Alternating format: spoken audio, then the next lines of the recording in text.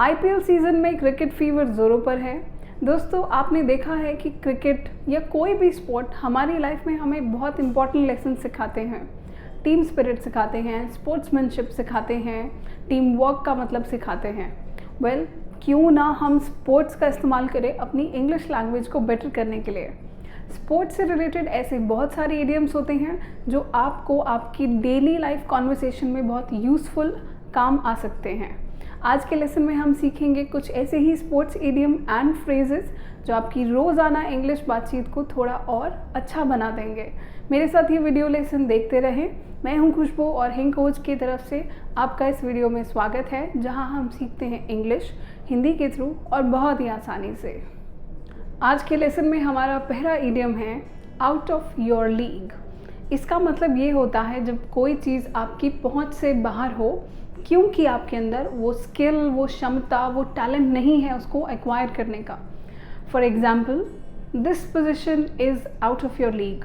इसका मतलब ये पोजीशन, ये जो ओहदा है, ये तुम्हारी लीग से बाहर है, तुम्हारी क्षमताओं से, स्किल से। इन अ वे आप ये कह रहे हैं किसी को कि आप उस चीज़ के लायक नहीं हैं।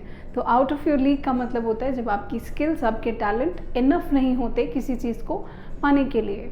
एक और एग्जाम्पल देखते हैं, this promotion is way out of your league. इसका मतलब ये प्रमोशन तुम्हारी स्किल्स के हिसाब से ठीक नहीं है, तुम्हें नहीं मिलेगा या तुम इसके लायक नहीं हो। आगे बढ़ते हैं। हमारा नेक्स्ट इडियम है out of left field. Out of left field का मतलब होता है अचानक से, अनएक्सपेक्टेड। आपने बिल्कुल भी नहीं सोचा हो जिस चीज़ के लिए और वो एकदम से हो जाए। इसका एक और मीनिंग होता है, पर पहले हम इसका एग्जाम्पल देखते हैं। अचानक से का आप एग्जाम्पल यहाँ ऐसे बोल सकते हैं कि हर reaction came out of the left field. उसका रिएक्शन, उसकी जो प्रतिक्रिया थी वो अचानक थी, मतलब मैंने एक्सपेक्ट नहीं किया था कि ऐसा रिएक्शन आएगा। It came out of left field. तो यहाँ पे हमने केम का यूज़ किया है आउट ऑफ लेफ्ट फील्ड के साथ। एक और देखते हैं इसका एग्जाम्पल। आप कह सकते हैं the news came to me out of left field. इसका मतलब जो खबर थी मैं उसको एक्सपेक्ट नहीं कर रहा था, मैंने सोचा नहीं था कि ऐसा होगा, अचानक हुआ, मुझे ऐसा लगा नहीं था कि ये हो जाएगा। तो news came out of left field. अब इसका एक और मीनिंग होता है आउट ऑफ लेफ्ट फील्ड का। One more meaning is unusual, weird, यानी कि अजीबोगरीब।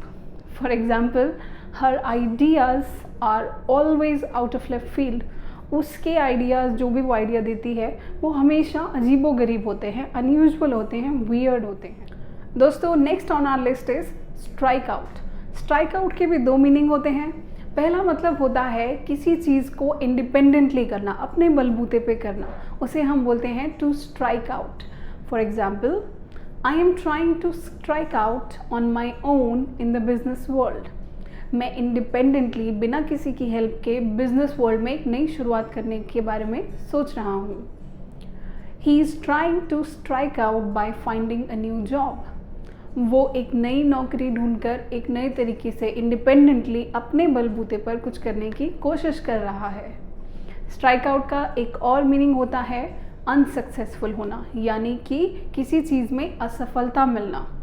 For example, We struck out and couldn't meet the target this year. हम इस बार असफल रहे और टारगेट पूरा नहीं कर पाए। I tried to get her phone number but I struck out again. मैंने उसका फ़ोन नंबर लेने की कोशिश की, लेकिन मैं एक बार फिर असफल रहा, अनसक्सेसफुल रहा। तो स्ट्राइक आउट का मीनिंग यहाँ पर है किसी चीज़ में अनसक्सेसफुल होना। ओके, हमारा अगला फ्रेज़ है हेड स्टार्ट। हेड स्टार्ट का मतलब होता है एडवांटेज। दोस्तों, अगर आप किसी ऐसे काम को कर रहे हैं जिसमें आपको बाकियों के मुकाबले फ़ायदा हो, इसका मतलब कोई तरह का कंपटीशन, किसी तरह की रेस हो या किसी तरह का, एक तरह से किसी के साथ मुकाबला हो, उसमें अगर आपके साथ कुछ ऐसा हो जाए या आप ऐसा कुछ करें जिसमें आप बाकियों से आगे हो जाएं, तो उसे हम बोलते हैं हेड स्टार्ट। इन अ वे कह सकते हैं कि किसी काम को करने का जो सही समय है या फिर निर्धारित समय है, उससे पहले अगर आप उसको शुरू कर दें तो इसका मतलब you have a head start बाकी लोगों के मुकाबले। इसको हम एग्जाम्पल में समझते हैं। If I do not gate a head start on this project, I will miss out on the deadline. अगर मैंने इस प्रोजेक्ट को पहले से ही शुरू नहीं किया, यानी कि टाइम से पहले स्टार्ट नहीं कर दिया, तो मैं इसको टाइम पर ख़त्म नहीं कर पाऊँगी, डेडलाइन मिस कर दूँगी। He wanted to get a head start, so he did his homework in the school itself. वो बाकियों से थोड़ा आगे होना चाहता था, तो उसने स्कूल में ही अपना होमवर्क कर लिया। बेसिकली हम होमवर्क घर जाकर करते हैं, लेकिन हेड स्टार्ट का मतलब आपने वो काम निर्धारित समय से पहले कर लिया, उसे हम बोलते हैं to have a head start या फिर to get a head start. दोस्तों, जब आप अपना अटेंशन, अपना फोकस, अपना ध्यान किसी एक चीज़ पर रखते हैं, अपने काम पर रखते हैं, या फिर आपकी सराउंडिंग्स में जो चीज़ें हो रही हैं आप उनको लेकर अटेंटिव होते हैं, तो उसके लिए एक इडियम होता है जिसे हम बोलते हैं आई ऑन द बॉल। इसको हम सेंटेंस में यूज़ करते हैं, to keep your eye on the ball. अगर आप किसी को एडवाइस दें कि आप फोकस्ड रहो, अटेंटिव रहो, हमेशा सतर्क रहो या अपने काम पर ध्यान दो, तो आप उन्हें बोलेंगे keep your eye on the ball all the time. हमेशा अपने काम पर फोकस रखो। एक और एग्जाम्पल देखते हैं। In business world you have to keep your eye on the ball. Business की दुनिया में ज़रूरी है कि तुम अपने काम पर हमेशा ध्यान दो। तो आई ऑन द बॉल का मतलब है हमेशा अपने काम पर ध्यान देना।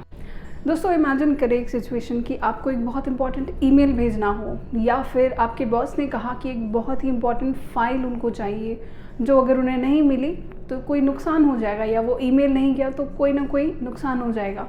और अगर आप वो करना भूल जाएं, आपसे गलती हो जाए या फिर मिस हैंडलिंग हो जाए, आप भूल जाएं, जिसकी वजह से नुकसान हो जाए, तो उस सिचुएशन में हम कहेंगे that you have dropped the ball.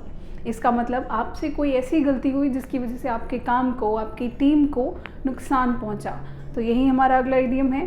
To drop the ball का मतलब है जब आप कोई ऐसी गलती करें जिससे कोई नुकसान हो जाए। For example, I do not trust him, he always drops the ball. मैं उस पर भरोसा नहीं करती, वो हमेशा कोई ना कोई गड़बड़ करता है, कोई ना कोई गलती कर देता है। हमारा नेक्स्ट इडियम है कीप द बॉल रोलिंग।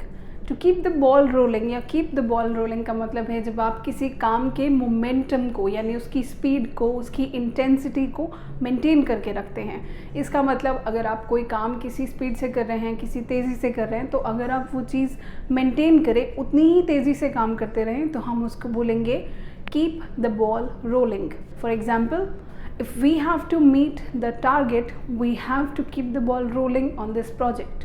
अगर हमें टारगेट मीट करना है तो हमें इस प्रोजेक्ट पे काम करते रहना होगा, मोमेंटम मेंटेन करना होगा, हम ढीले नहीं पड़ सकते। ऑल राइट, तो हमारा लास्ट इडियम है in our sports vocabulary, ahead of the game. ये एक इंस्पिरेशनल इडियम है। अहेड ऑफ द गेम का मतलब है आपके पास कोई ऐसी एडवांटेज है कि आप बाकियों के मुकाबले किसी भी तरह की कंपटीशन में, किसी भी तरह की रेस में आगे हैं, या फिर कहीं ना कहीं आपने कुछ ऐसा किया है जिसने आपको बाकियों से आगे लाके खड़ा कर दिया है in a position wise, ranking wise. तो आप क्या बोलेंगे? You are ahead of the game या फिर अहेड ऑफ योर गेम। तो यहाँ पर हम सेंटेंस में कैसे बोलेंगे? I think you should take advice from him. He is always ahead of his game.